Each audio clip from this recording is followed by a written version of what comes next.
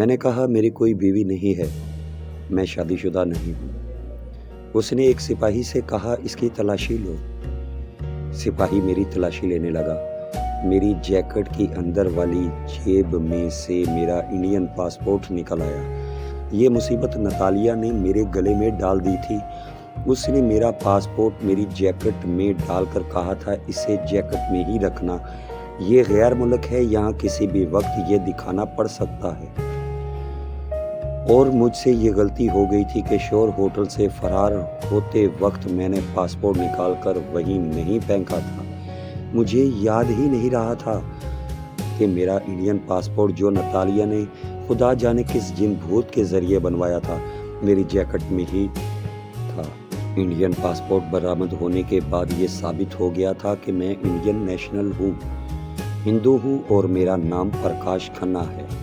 Passport پر باقاعدہ میری تصویر لگی ہوئی تھی اور نیچے میرا نام لکھا ہوا تھا، وہاں میرے دستخط بھی تھے۔ CID والے نے سپاہیوں سے کہا اسے تھانے لے چلو۔ میں نے کہا میرا میڈیکل معائنہ کروا لیں، میں ہندو نہیں ہوں، میں مسلمان ہوں۔ اس نے کہا پاکستان میں باہر کے ایسے جاسوسی کرنے آئے تھے جن کے مسلمانوں کی طرح ہسپتال میں ختنے کرا دیے جاتے ہیں تاکہ ان پر ہندو ہونے کا کسی کو بھی یقین نہ آئے۔ تم بھی انہی بھارتی جاسوسوں میں سے ہو۔ ہم نے ایسے 2 جاسوس پہلے پکڑے تھے۔ تھانے چلو، میں کیا کرتا، بھاگ بھی نہیں سکتا تھا۔ دونوں سپاہیوں نے مجھے پکڑ رکھا تھا۔ وہ مجھے ریفریشمنٹ روم سے باہر پلیٹ فارم پر لے آئے۔ پلیٹ فارم پر پہلے سے 2 سپاہی موجود تھے، ان میں سے ایک کے پاس ہتھکڑی تھی۔ اسی وقت مجھے ہتھکڑی لگا دی گئی اور پولیس والے مجھے لے کر اسٹیشن سے باہر آ گئے۔ میں بڑا پریشان ہوا، کچھ سمجھ میں نہیں آتا تھا کیا کروں کیا نہ کروں۔ پولیس مجھے سیدھی چیرنگ کراس تھانے لے آئی۔ وہاں میرا پاکستان میں داخل کا باقاعدہ اندراج ہو چکا تھا۔ مجھے اسی وقت حوالات میں بند کر دیا گیا۔ 1 گھنٹے کے بعد ایک پولیس انسپکٹر آیا۔ اس نے مجھے حوالات کی سلاخوں میں سے دیکھا اور اپنے ساتھ آئے ہوئے کانسٹیبل سے کہا اسے لے آؤ۔ کانسٹیبل مجھے چھڑی لگا کر تھانے کے ایک کمرے میں لے آیا۔ وہاں پولیس انسپکٹر موجود تھا۔ میں نے اس کے سامنے میز کے پاس کھڑا ہو گیا۔ اس نے کانسٹیبل کو باہر بھیج دیا اور مجھ سے کہا یہ بات ثابت ہو گئی ہے کہ تم انڈیا کے جاسوس ہو۔ جس عورت کو اپنی بیوی بنا کر اپنے ساتھ لائے تھے، ہم نے پنڈی کے ہوٹل میں اس پہ چھاپا مار کر گرفتار کرنے کی کوشش کی تھی، مگر وہ فرار ہونے میں کامیاب ہو گئی ہے، مگر ہم اس کو جلد گرفتار کر لیں گے۔ یہ بتاؤ کہ پاکستان میں تمہارے انڈین جاسوس ساتھی کہاں کہاں پر ہیں؟ میں نے کہا جناب میں بالکل سچ کہہ رہا ہوں، میں بھارتی جاسوس نہیں ہوں، مسلمان ہوں، پاکستانی ہوں۔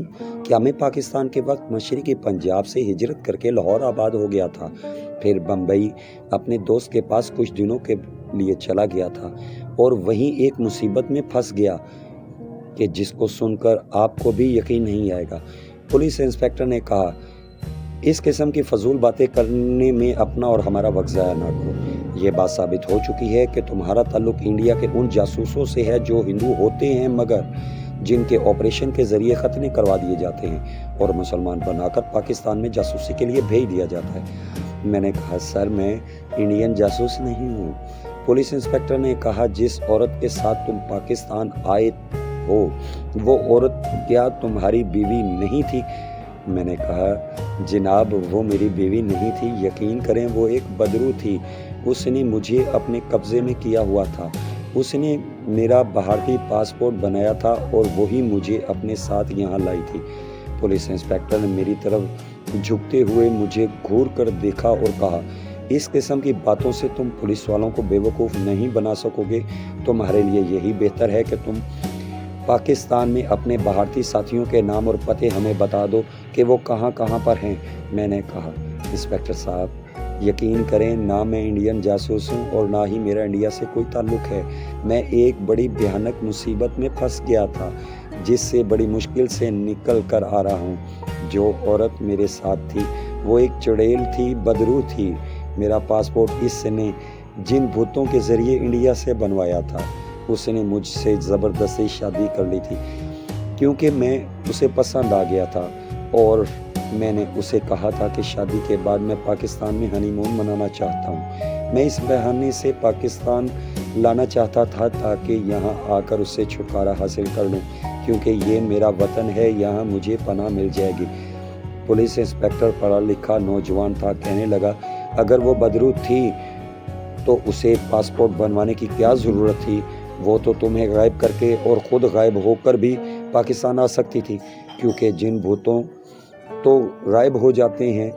میں نے کہا وہ اس لیے کر رہی ہے کہ وہ مجھ پر یہ ظاہر کرنا چاہتی ہے کہ وہ بدرو نہیں ہے بلکہ ایک نارمل عورت ہے اور نارمل عورت کی طرح میرے ساتھ زندگی بسر کرنا چاہتی ہے۔ پولیس انسپکٹر مسکرایا، کہنے لگا تمہیں انڈیا کی خفیہ ایجنسی نے ایک دلچسپ مگر بوکس کہانی کے ساتھ پاکستان میں بھیجا ہے۔ تمہارے خیال میں ہم لوگ تمہاری من گھڑت جن بھوتوں کی کہانیوں پر اعتبار کر لیں گے؟ ہم مسلمان ہیں، پاکستان اسلامی ملک ہے، ہم لوگ جنوں بھوتوں کے قائل نہیں ہیں۔ ہم صرف ایک خدا، اس کے رسول اور قرآن کو ماننے والے ہیں۔ یہ جنوں بھوتوں والی کہانیاں تم ہندوؤں کو ہی سنا سکتے ہو، ہمیں نہیں۔ تمہارے لیے یہی بہتر ہوگا کہ تم مجھے سچ سچ بتا دو کہ تم کس مشن پر پاکستان بھیجے گئے ہو۔ میں کیا بتاتا، مجھے تو کسی بھی حکومت نے کسی بھی مشن پر نہیں بھیجا تھا، مگر میرے بھارتی جاسوس ہونے کے سارے ثبوت پولیس انسپکٹر کے پاس موجود تھے۔ سب سے بڑا ثبوت میرا انڈین پاسپورٹ تھا جس پر میری فوٹو لگی ہوئی تھی، نیچے میرا ہندو نام پرکاش کھنہ لکھا ہوا تھا۔ مجھے ایک دوسرے کمرے میں پہنچا دیا گیا۔ ظاہر ہے وہاں مجھ پر تھوڑا بہت تشدد ہونا ہی تھا، ایسا ہر ملک میں ہوتا ہے۔ اگر مجھے بھارت میں پاکستانی جاسوس سمجھ کر پکڑ لیا جاتا تو وہاں بھی مجھ پر لازمی طور پر تشدد ہوتا، بلکہ کچھ زیادہ ہی تشدد کیا جاتا۔ رات ہو گئی تھی، مجھے تھوڑا بہت کھانا دیا گیا، پھر اس کوٹری سے نکال کر ایک دوسری کوٹری میں بند کر دیا گیا جس کا دروازہ لوہے کی سلاخوں والا تھا اور جس کے باہر ایک سپاہی پہرا دے رہا تھا۔ میں ایک بات پر ضرور حیران تھا کہ نتالیہ ابھی تک میری تلاش میں وہاں نہیں پہنچی تھی۔ اگر وہ آسیبی عورت تھی، بدرو تھی جس کا مجھے یقین تھا، تو اسے اب تک تو میری مدد کے لیے دوبارہ اپنے قبضے میں کرنے کے لیے پہنچ جانا چاہیے تھا، لیکن سارا دن گزر گیا تھا، میں گرفتار بھی کر لیا گیا تھا، مجھ پر تھوڑا بہت تشدد بھی ہوا تھا اور میں حوالات میں بھی بند تھا، مگر نتالیہ ابھی تک میری مدد کو نہیں پہنچی تھی۔ مجھے کچھ یقین ہوتا جا رہا تھا کہ نتالیہ بدرو یا آسیبی عورت نہیں ہے۔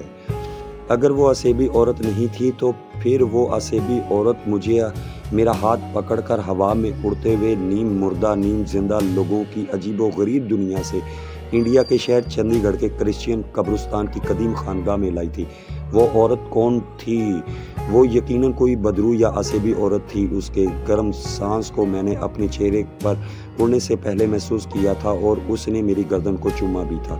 یہ وہی آسیبی لڑکی تھی جس کو روہنی نے متھرا شہر کے ویران شمشان گھاٹ کی کوٹری میں سے غلطی سے آزاد کر دیا تھا، اور جس کے بارے میں روہنی نے مجھے بتایا تھا کہ یہ بڑی ہی خطرناک آسیبی بدرو ہے، لیکن اگر اس نے تمہاری گردن کو چوم لیا ہے تو سمجھ لو وہ تمہیں پسند کرنے لگی ہے، تم اسے پسند آ گئے ہو۔ اب سوال یہ پیدا ہوتا تھا کہ اگر نتالیہ وہ آسیبی لڑکی نہیں تھی تو پھر وہ کون تھی اور کس خوشی میں وہ مجھے پہاڑی قبرستان کی قدیم خانقاہ میں لائی تھی اور پھر خفیہ طور پر مجھ سے شادی رچا لی تھی۔ یہ ایک ایسا معمہ تھا جو میری سمجھ سے باہر تھا۔ مجھے روہنی کا بھی خیال آیا کہ وہ بیچاری رکھو کی قید میں تھی، خدا جانے وہ کہاں ہوگی، کس حال میں ہوگی۔ روہنی جیسا کہ آپ کو پہلے بتا چکا ہوں کہ کوئی بدرو نہیں تھی بلکہ ایک بھٹکی ہوئی روح تھی۔